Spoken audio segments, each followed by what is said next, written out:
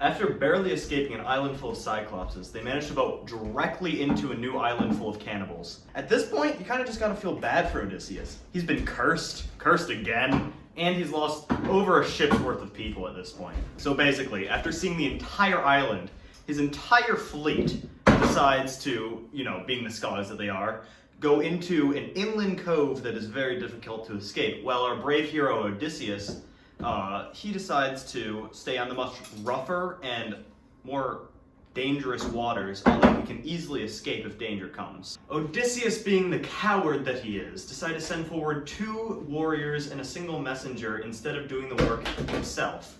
They are then found by the chieftain's daughter and are immediately directed to an extremely large tower. Oh, well that's unfortunate. As the men make it to the tower, they get a nice welcome from the chieftain's wife, and then get a rude welcome from the chieftain himself, as he proceeds to sumo slam one of them into paste.